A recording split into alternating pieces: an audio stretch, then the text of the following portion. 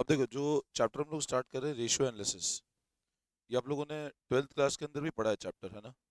कि रेशियो क्या होता है, बेसिक कंसेप्ट, लगभग कंसेप्ट काफ़ी कुछ वही है।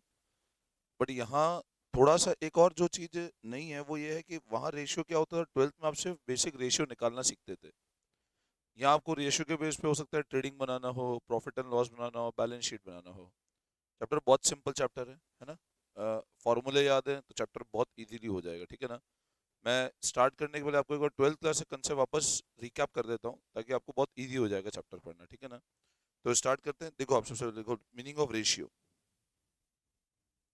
देखो आप, the ratio is a the ratio is a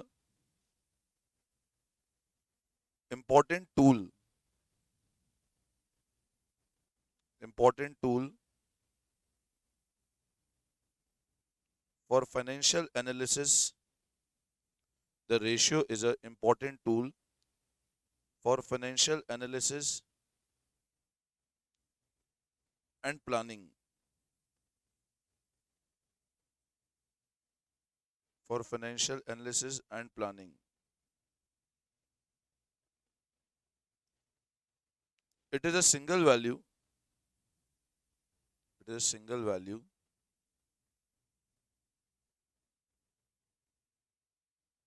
that represents. It is a single value that represents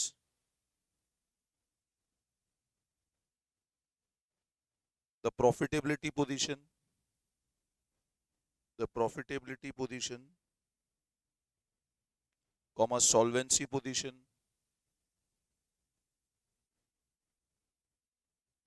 comma liquidity और टर्नओवर।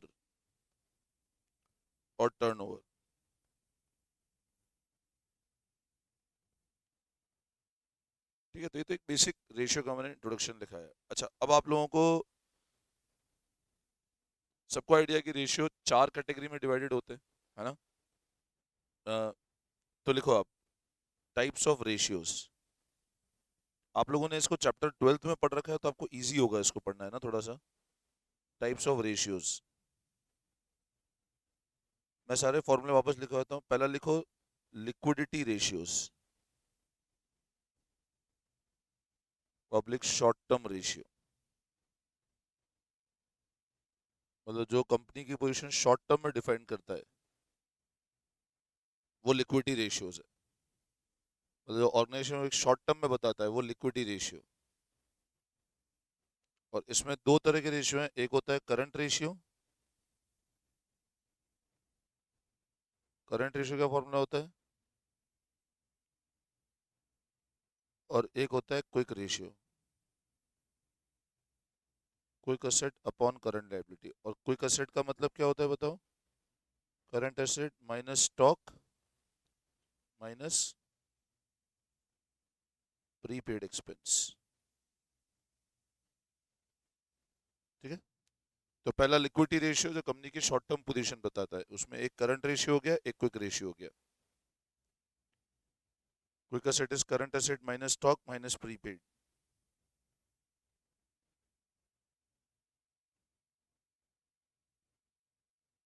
फिर अगला लिखो, सॉल्वेंसी रेशियो। डिफाइंस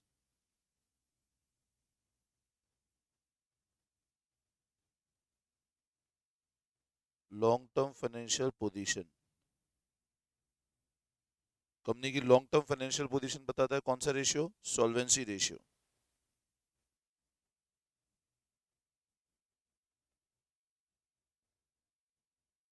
अच्छा, इसमें एक पॉइंट और समझ लेना, वर्किंग कैपिटल का मतलब पता है ना आपको? Current asset minus current liability. Working capital का मतलब होता है current asset minus current liability, है ना? Remember this thing, working capital equal to current asset minus current liability. Solvency ratio company की लॉन्ग टर्म पोजीशन बताते हैं। उसमें पहला है debt equity ratio.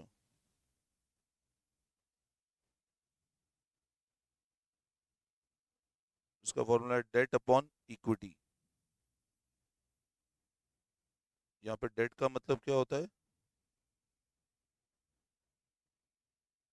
Long term debt. और इक्विटी मतलब शेयर होल्डर फंड।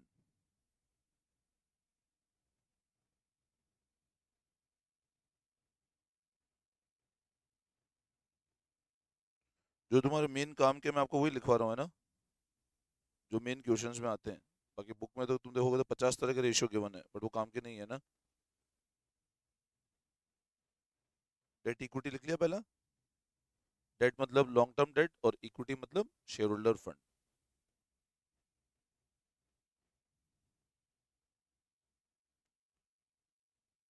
फिर अगला लिखो प्रोप्राइटरी रेशियो।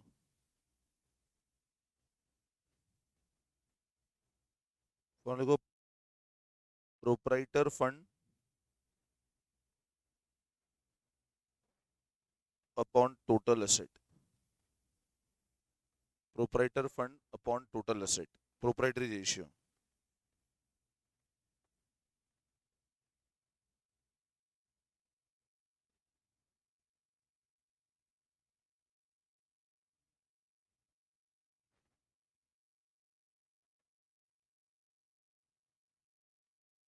सॉल्वेंसी रेशियो में दो रेशियो लिख लिया आप लोगों ने, डेट इक्विटी और प्रोप्राइटरी रेशियो। इनमें कोई डाउट? ये क्लियर है? फिर लिखो आप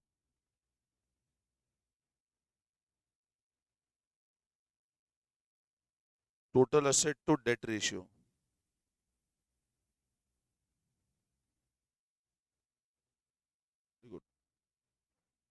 total asset upon debt. Total asset upon debt, this is total asset to debt ratio.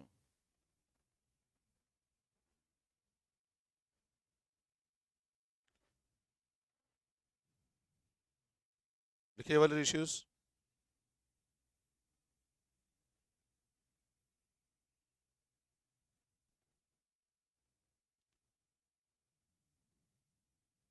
ये लिखिए। ठीक है, अब है ना, आप यहाँ पर एक दो पॉइंट ध्यान से समझना। मैं आप लोगों को है ना, यहाँ तक सबको क्लियर है? अब आगे बढ़ने से पहले मैं आपको है ना बेसिक एक इनकम स्टेटमेंट का फॉर्मेट समझा देता हूँ। वैसे ये कैपिटल स्ट्रक्चर के अंदर ही पढ़ा है अपन लोगों ने, बट एक बार वापस मैं उसको अच्छे से समझा देता हूँ, ठीक है ना। तो क्या आपको अगले जो रेशियो में लिखाऊंगा वो थोड़े अच्छे से समझ आए, कवरेज रेशियोज, ठीक है ना। तो अब लिखो नेक्स्ट लाइन में format of income statement. Format of income statement.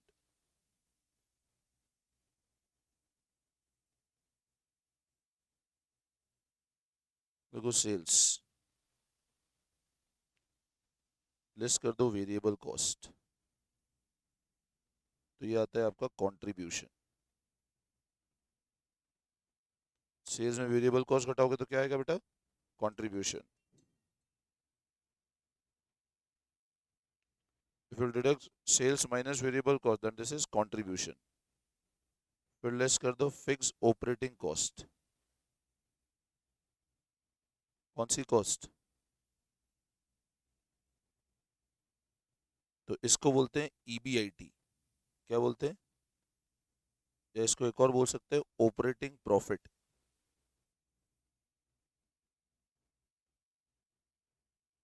Less interest on debt. तो ये आता है EBT public earning before tax. फिर लेस कर दो टैक्स। तो ये आता है ईएटी पब्लिक लिखो अर्निंग आफ्टर टैक्स। फिर लेस करो डिविडेंड ऑन प्रेफरेंस शेयर्स। तो ये आता है earning available for equity share holders. ठीक है ना, बहुत सिंपल इनकम स्टेटमेंट फॉर्मेट है। सेल्स में वेरिएबल कॉस्ट घटाया बचा contribution, country fix operating cost घटाया बचा ईबीआईटी। फटाफट कॉपी करो इसको एक बार, है ना।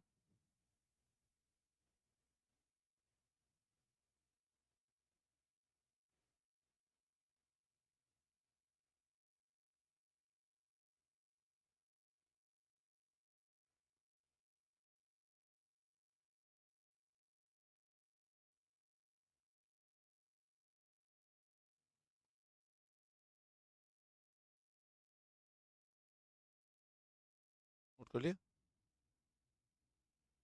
सब नोटिंग कर लिया? तो अब देखो, एक बात बताओ, देखो, सेल्स में से वेरिएबल कॉस्ट घटाया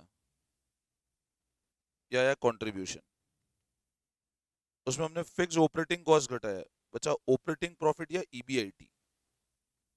अब नाम पे फोकस करो, ऑपरेटिंग प्रॉफिट और ईबीआईटी, है ना?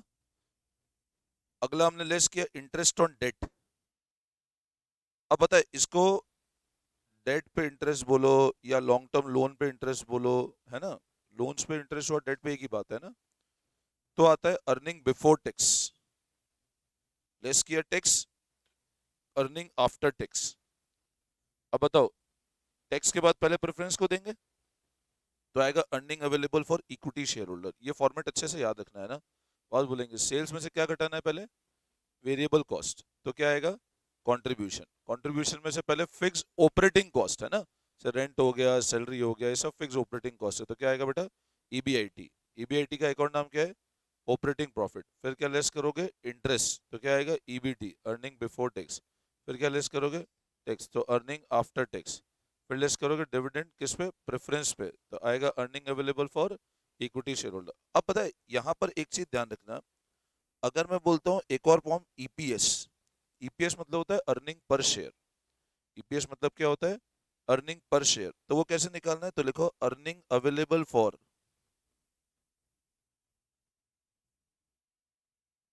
Equity share holders upon number of equity shares. This is a formula for calculation of EPS. Earning available for equity shareholder upon number of equity shares. ठीक है, ईपीएस हमेशा निकलता है equity shares के लिए, है ना? ये लिख लिया आपने? यहाँ तक कोई दिक्कत? अच्छा, अब लिखो इसके बाद एक और लिखो फॉर्मूला, पीई रेशियो। इसको बोलते हैं price earning ratio, P ratio. ये होता है MPS upon EPS, market price of share upon earning per share, P ratio. जहाँ पे एमपीएस का मतलब क्या होता है बेटा? मार्केट प्राइस ऑफ शेयर, और ईपीएस मतलब अर्निंग पर शेयर। अभी मैंने ऊपर बताया ना, ये always calculated for equity, preference के लिए निकलता है ना। पी रेशियो हमेशा किसके लिए निकलता है? इक्विटी के लिए। मतलब कितनी हमारी earnings as compare to price. मान लो 50 रुपए का आपका मार्केट प्राइस और 5 रुपए साल में कमा रहे हो। सुनो मतलब क्या होता है, देखो मान लो एमपीएस आपका 50 रुपए और आपका ईपीएस 5 रुपए, तो आज आप शेयर कितने पे खरीदते हो? कंपनी कितने रुपए दे रही है आपको हर साल? तो 10 साल लगेंगे हमारा पैसा रिकवरी करने। प्राइस अर्निंग मतलब हमारा पैसा कितने साल में रिकवरी हो जाएगा, ये होता है प्राइस अर्निंग रेशियो। समझ में आया यहाँ तक? कोई दिक्कत? क्लियर है? ठीक है, अब लिखो नेक्स्ट। अब नेक्स्ट लिखो कवरेज रेशियोज। आयुष, मेरी गाड़ी में लैपटॉप। देखो coverage ratios, coverage ratios.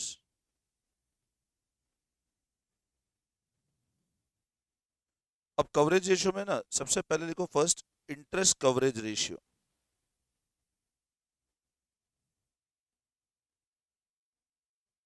Interest coverage ratio,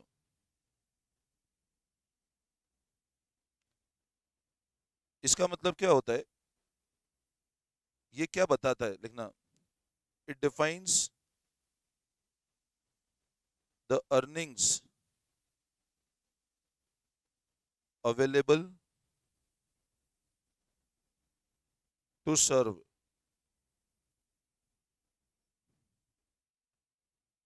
interest obligation. मतलब कितनी अर्निंग है कि मैं इंटरेस्ट को सर्व कर जाऊं। इसका फॉर्म लिखो इंटरेस्ट कवरेज का, EBIT upon interest, EBIT upon interest. अब पता है इस रेशियो में आप लोग एक बात ध्यान से समझना, कवरेज रेशियो क्या बता रहा है? कवर कितना है, मतलब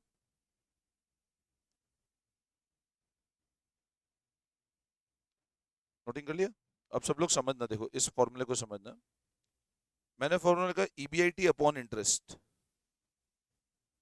now what is meaning of EBIT upon interest? आप है ना ऊपर इनकम स्टेटमेंट देखो, आपको यहाँ पर ये दिख रहा है ईबीआईटी, है ना?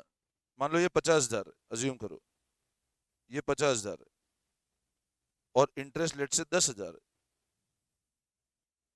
तो इंटरेस्ट को सर्व करने के लिए मेरे पास कितने गुना इनकम ज्यादा है?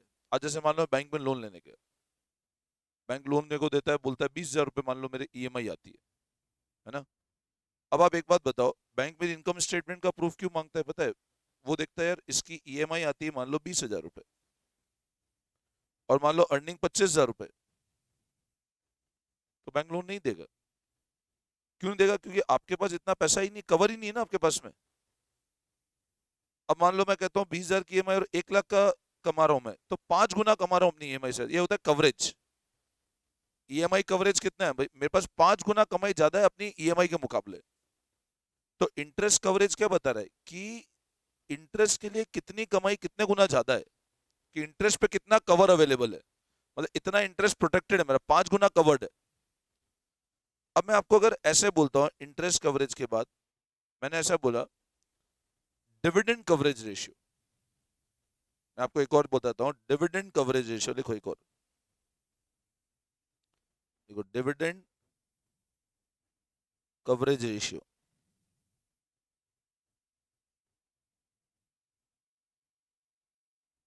अब इसमें ऐसा लिखो, पहला लिखो प्रेफरेंस डिविडेंड कवरेज।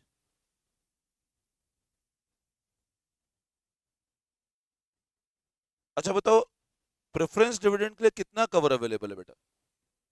तो अब मैं क्या बोलूंगा, सब लोग ध्यान देना इधर।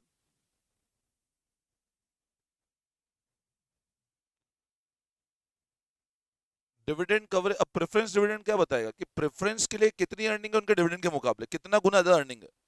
तो मेरे को एक बताओ, क्या ऊपर ईबीआईटी लूंगा क्या न्यूमरेटर में? नहीं, आप इनकम स्टेटमेंट देखो, प्रेफरेंस को अर्निंग का हक कहां से मिलेगा? आप बोलोगे तेरी ये वाली अर्निंग प्रेफरेंस की है जो रेड में मैंने मार्क किया है, और डिवाइड किससे कर दूं मैं उनके डिविडेंड से, तो उनका कवर आ जाएगा ना? यस और नो? Getting my point? तो लिखो earning after tax upon preference dividend.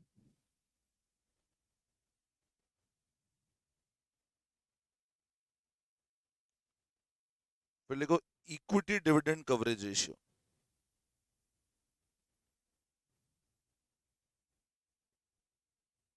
Equity dividend coverage ratio, तो इसमें लिखो EAT plus preference dividend upon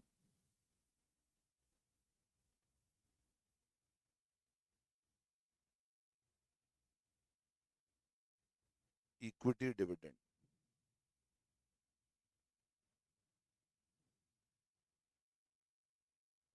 ठीक है?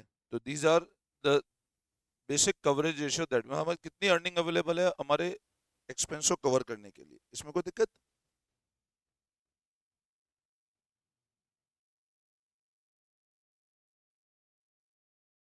बोलो यहां तक कोई डाउट?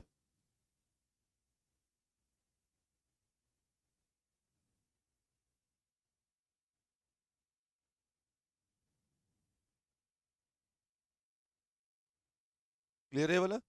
ठीक है। अच्छा, अब एक क्वेश्चन पहले कर लेते हैं, फिर हम वापस आगे बढ़ते हैं। हाँ, कवरेज हो गए 3, है ना? कवरेज में मैं एक फिक्स चार्जेस का भी बताऊंगा, बट वो अभी एक बार एक क्वेश्चन कराता हूँ, फिर एक साथ करा दूंगा ना मैं।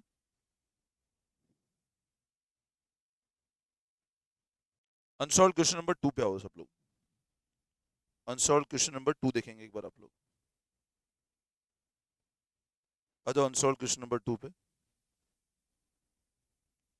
सबसे पहले, the capital structure of Beta limited is as follows. 10 रुपए का इक्विटी कैपिटल है, 8 लाख, मतलब बोलो नंबर ऑफ शेयर कितने हो गए?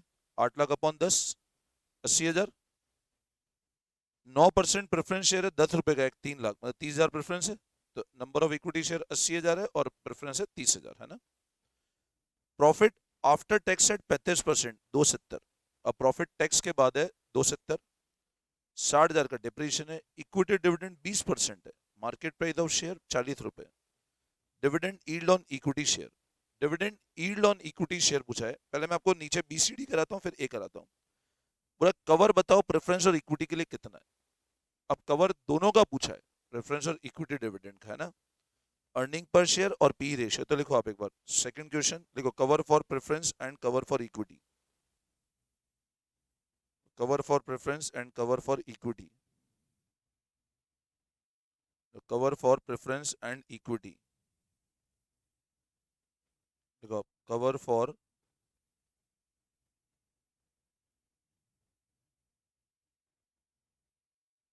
And equity,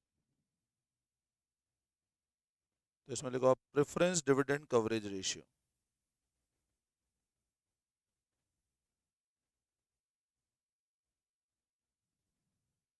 now what is the formula for preference dividend coverage, बताओ। Profit after tax upon preference dividend, तो लिखो profit after tax upon preference dividend. अच्छा बताओ कितना है बेटा इस क्वेश्चन में प्रॉफिट आफ्टर टैक्स? 2,70,000 रुपए। ध्यान देना इधर, कितना है बताओ प्रॉफिट आफ्टर टैक्स इसमें गिवन है ना, 270। और प्रेफरेंस का डिविडेंड कितना होगा, 3 लाख का 9%, 27,000, तो लिखो 270 अपॉन 27,000,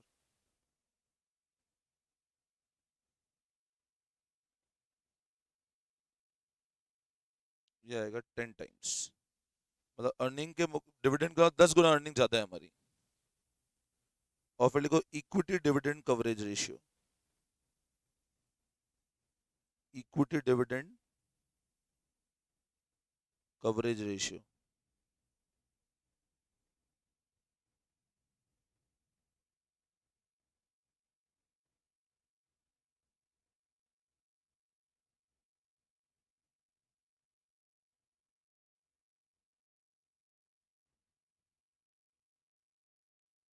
इक्विटी डिविडेंड। अब है ना ऊपर देखो फॉर्मूला, अर्निंग, ये इसको ना ये माइनस लिख दो, ये मैंने प्लस गलती से लिख दिया था, ये माइनस होगा ना। इक्विटी के लिए तो इतनी अर्निंग अवेलेबल है ना, ये अर्निंग अवेलेबल फॉर, ये माइनस कर देना है इसको, है ना, प्लस नहीं होगा ये। Equity dividend, now what is the earning available for equity,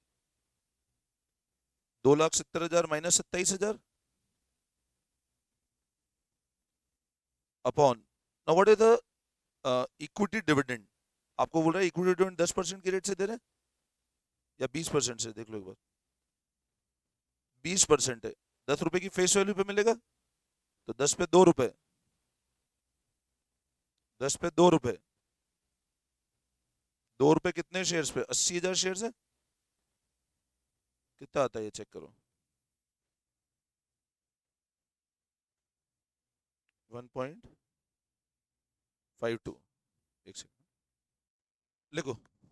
और इक्विटी डिविडेंड लिख लिया आपने, ठीक है। अब इसके बाद अगला क्या पूछा है अपने से,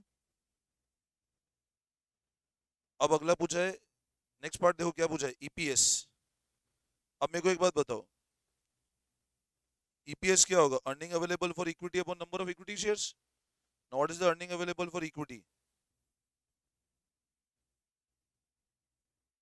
ईपीएस, नेक्स्ट लिखना ईपीएस, वही अर्निंग अवेलेबल फॉर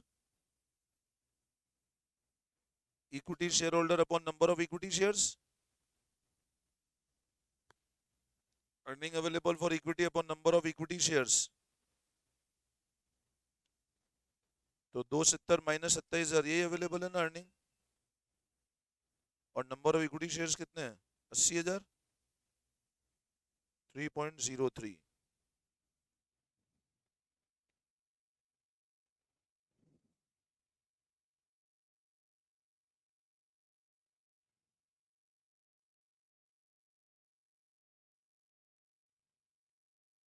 कर लिया, earning available for equity upon number of equity shares. अच्छा अब अगला क्या बोल रहा है, अगला क्या निकालना है अपने को,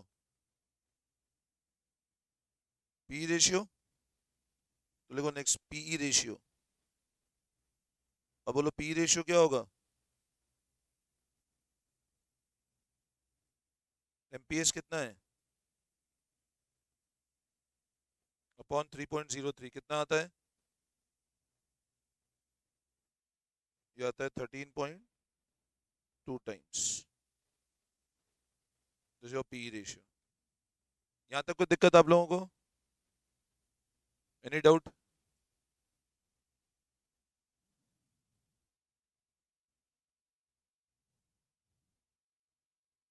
सबको क्लियर है ये वाला?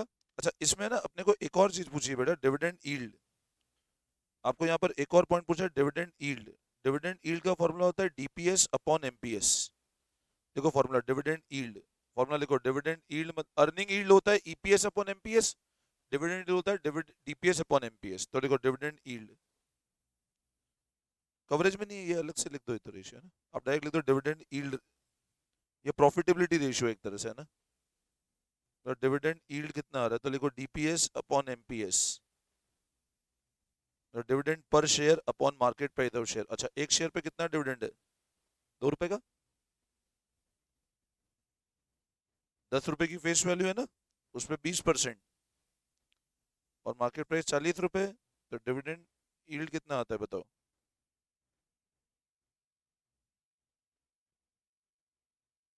5%। डिविडेंड यील्ड कितना आया? 5%। इसमें कोई दिक्कत? सबको क्लियर है?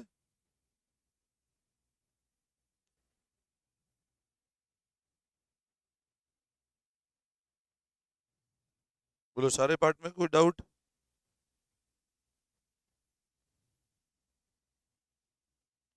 आगे बढ़े? ठीक है, हटा दूं इसको? हटा दूं? ठीक है, अब सब लोग ध्यान दें वापस आगे।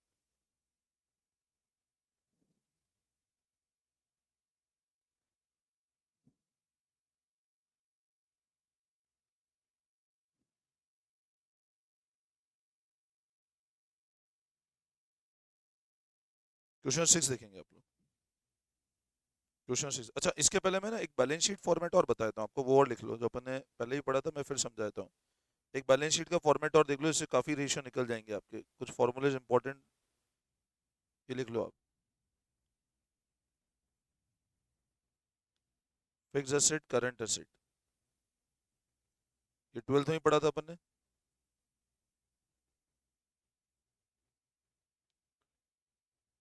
Equity share capital, preference share capital, reserve and surplus, long term loan, current liability.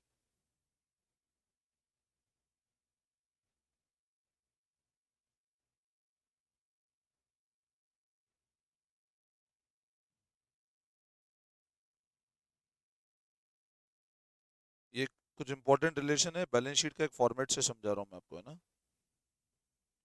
सबसे लिखो इसमें टोटल एसेट, अभी हमेशा होंगे fix asset plus current asset. Total asset हमेशा किसके बराबर होंगे? Fix asset plus current asset.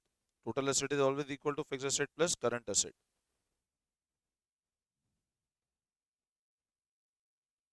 तो लिखो शेयर होल्डर्स फंड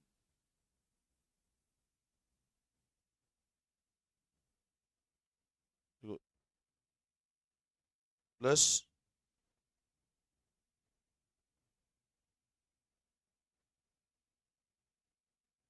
ये होगा share holder fund, equity share capital, preference share capital, reserve and surplus, this would be your share holders fund.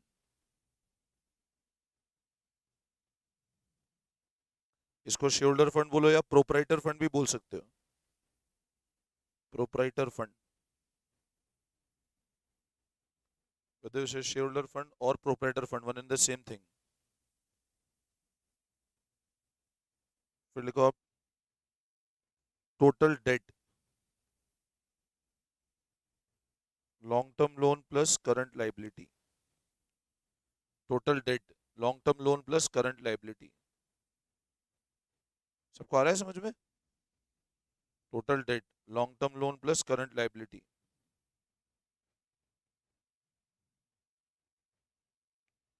फिर लिखो capital employed, share holder fund plus long term loan, share holder fund plus long term loan, ये capital employed.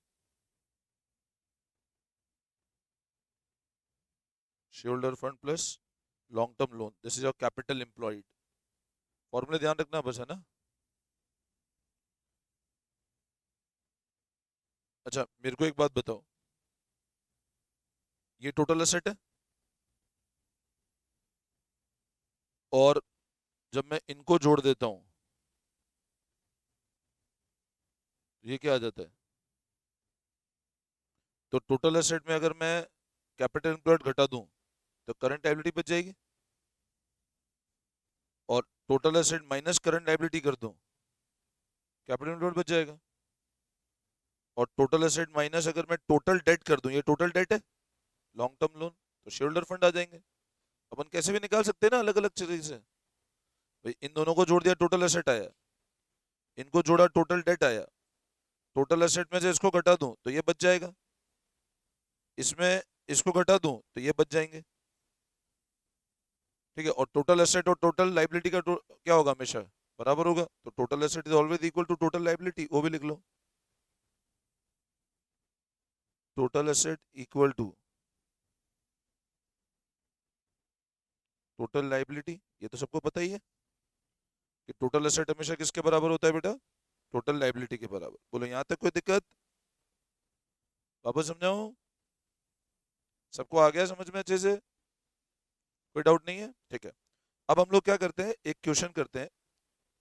Unsolved question number 6 पे आ जाओ आप लोग फटाफट। Following information has been provided from books of Lakshmi private limited for year ended 31 March 2023। एक company की books है 31 March 2023 की। वर्किंग कैपिटल गिवन है 480, बैंक ओडी गिवन है 80,000, fix asset to proprietary ratio, fix asset to, इसको proprietor fund कर देना, fix asset to proprietor fund है ये, है ना, 0.75 है। रिजर्व एंड सरप्लस 320 है, करंट रेशियो इतना है, quick ratio. Prepare a summarise balance sheet on 31 March assuming there is no long term debt. ठीक है ना। ये fix asset to proprietary ratio भी हो तो भी फंड ही मानते हुए करना है इसको, है ना, ये रेशियो से बैठेगा नहीं आपका, है ना। ये fix asset to proprietor fund ही है ना ये। ठीक है ना। अब एक बैलेंस शीट का एक फॉर्मेट बना देते हैं बिल्कुल सिंपल। अच्छा इसमें जब भी क्वेश्चन है ना, balance sheet normal T form में ही बनानी है अपने को, अपने कंपनी का बैलेंस शीट प्रेजेंटेशन नहीं करने का, है ना। तो क्वेश्चन नंबर 6 लिखो आप लोग, ऐसे एक बैलेंस शीट बना लो।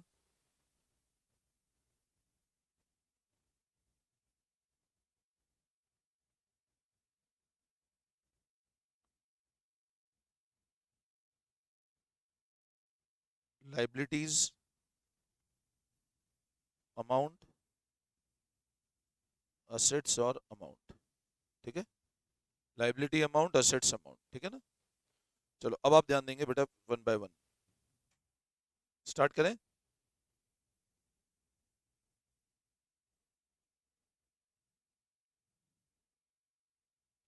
ठीक है, अब आप देखो सबसे पहले फर्स्ट, वर्किंग कैपिटल 480 गिवन है, बैंक ओडी 80,000 है, रिजर्व सरप्लस 3,20,000 है, करंट रेशियो गिवन है, क्विक रेशियो गिवन है। ध्यान देना सब लोग इधर। अभी मेरे को बताओ करंट रेशियो 2.5 है। देखो करंट रेशियो कितना गिवन है आपको, और लिक्विड रेशियो कितना गिवन है, लिक्विड रेशियो 1.5 है, क्विक रेशियो एक तरह से। और वर्किंग कैपिटल कितना है बताओ,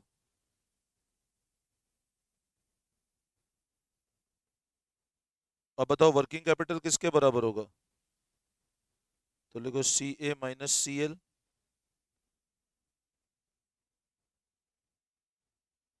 अच्छा इसको ऐसे भी लिख सकते हैं ना,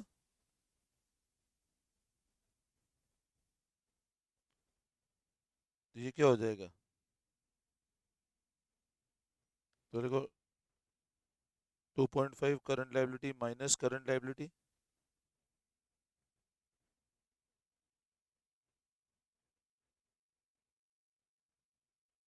तो कितना है करंट लाइबिलिटी बताओ,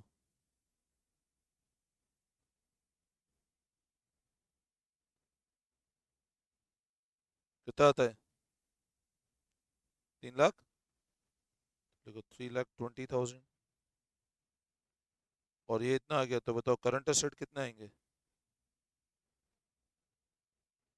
2.5 करंट लाइबिलिटी कितने आते हैं,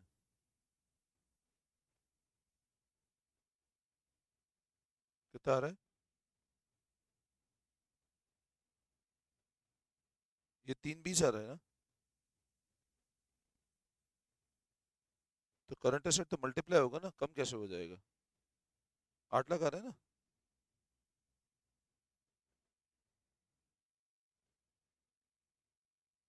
नहीं आया समझ में? और मेरे को बताओ, ये 320 में बैंक ओडी इंक्लूड होगा ना? जो बैंक ओवरड्राफ्ट भी तो एक तरह करंट लायबिलिटी होती है। तो मतलब अदर करंट लायबिलिटी कितनी हो गई अब? या अपन क्रेडिटर्स मान लें उसको। तो क्रेडिटर्स इक्वल टू,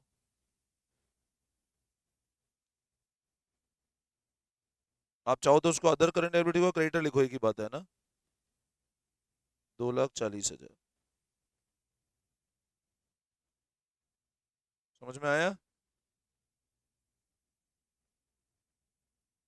इसमें कोई डाउट? वापस समझाऊं? ठीक है। तो अब क्या करो, ये कर लिया कॉपी? सबने कर लिया? अब ये जो बैलेंस शीट है उसमें ऊपर लिख दो, यहाँ पर ऊपर 2 लाइन, हमें 2-3 लाइन खाली जोड़ना, कैपिटल सबसे पहले आएगा है ना? देखो बैंक ओडी 80,000, देखो क्रेडिटर कितने बताओ, क्रेडिटर बेटा 2,40,000 रुपए के क्रेडिटर्स। अच्छा उसके बाद सुनना मेरी बात, बैंक ओडी और क्रेडिटर लिख दिया? सब लिख लिया बैंक ओडी क्रेडिटर? अच्छा बैंक ओडी और क्रेडिटर के बाद इधर लिख दो आप करंट एसेट। कितने हैं? 8 लाख। इंटरनल बाइफर्केशन होगा तो इनर कॉलम में लिख देंगे हम लोग, है ना? अगर कैश डेटर स्टॉक मिलता है तो इनर कॉलम में लिख देंगे हम लोग, ठीक है ना? अच्छा हमको रिजर्व एंड सरप्लस भी गिवन है। कितना गिवन है? 3,20,000 रुपए का रिजर्व एंड सरप्लस है।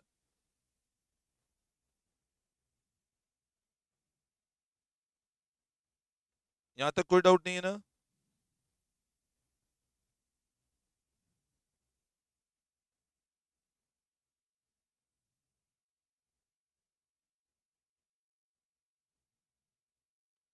अच्छा मेरे को एक बात बताओ, आपको यहाँ तक क्लियर है? ठीक है, अब क्वेश्चन में क्या गिवन है ध्यान दो। ये लिख लिया अपन ने, ये लिख लिया, ये लिख लिया। वर्किंग कैपिटल कितना है? 480। और बैंक ओडी लिख दिया। Fix asset to proprietor fund कितना है? तो मेरे को एक बात बताओ, ये जो बैलेंस शीट बनेगी इसमें यहाँ फिक्स एसेट आएंगे और प्रोप्राइटर फंड में इंक्लूड होगा ये वाला। बोल रहा है क्वेश्चन कि फिक्स एसेट, ये वर्किंग नोट नंबर 1 लगाना है ना? अच्छा इसमें एक पॉइंट और लिख दो, स्टॉक भी निकालेंगे हम, बात तो पहले ये लिख दो आप। देखो fix asset to proprietor fund,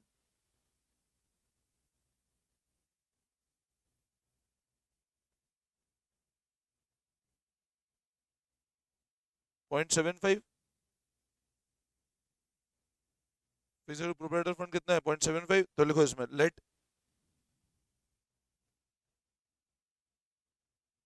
proprietor fund equal to x मान लो। मान लो प्रोप्राइटर फंड एक्स है। अच्छा इसका मतलब क्या होगा बताओ? फिक्स एसेट डिवाइड बाय, और वो कितना आएगा? 0.75। तो ये लिखो fix asset upon x equal to 0.75। तो फिक्स एसेट कितने हो जाएंगे?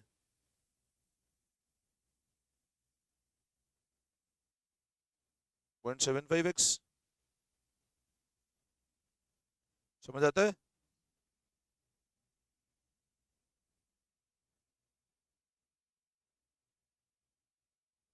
ठीक है। अच्छा अब मेरे को एक बात बताओ, प्रोप्राइटर फंड, ध्यान देना एक बार इधर, जैसे ये बैलेंस शीट है, इसमें अगर मैं यहाँ लिख दूं प्रोप्राइटर फंड, ये करंट लायबिलिटी है, इन दोनों को जोड़ूंगा तो इस टोटल के बराबर होगा।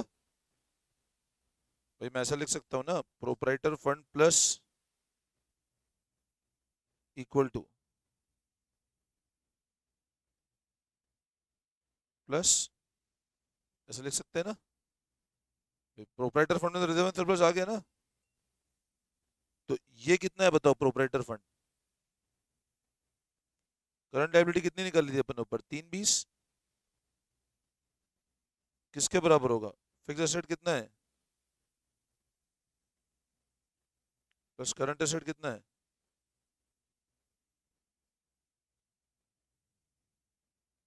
अब निकालो एक्स कितना आ रहा है, सॉल्व करके निकालो एक्स कितना आ रहा है।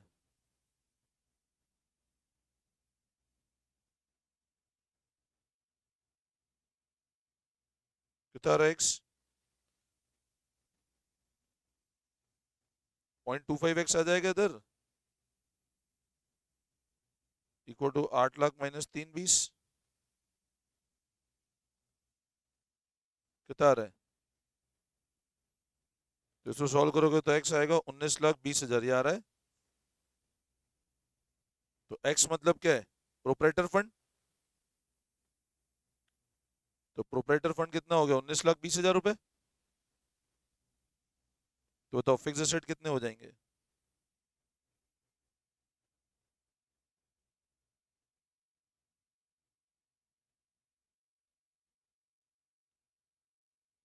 0.75, कितना आता है,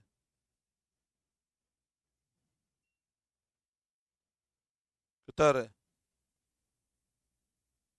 कितना,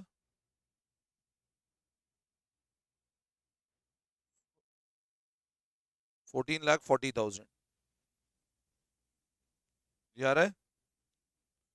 और मैं ऐसा बोल सकता हूँ कैपिटल कितना होगा बताओ, माइनस रिजर्व एंड सरप्लस।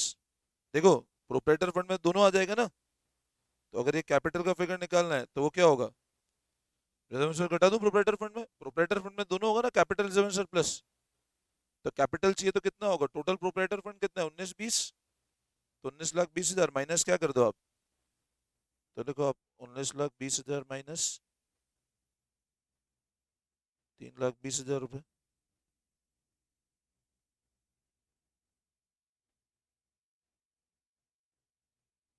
तो यह है 16 लाख, ये अपना कैपिटल आ गया। यहाँ तक कोई दिक्कत, वापस समझाऊं क्या, क्लियर है, बोलो समझ में आ गया।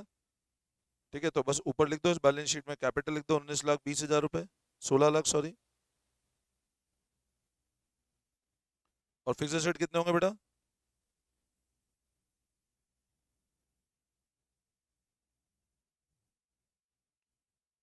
बस टोटल लगा लो।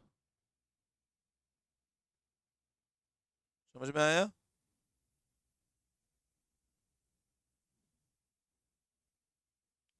Any doubt.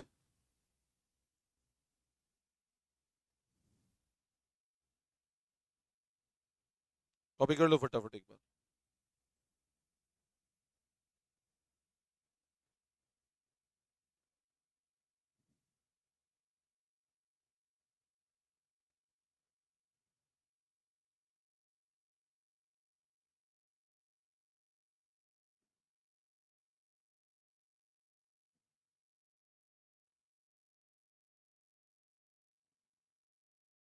हम्म,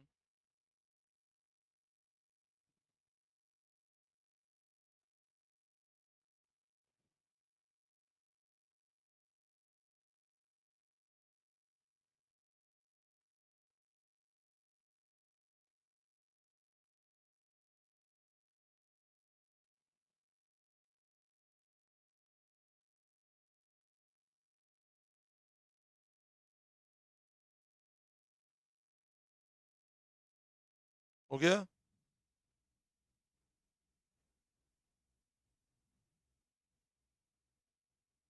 कोई दिक्कत, समझ में आया। ठीक है, इसको देखना, फिर करते हैं नेक्स्ट क्लास से कंटिन्यू।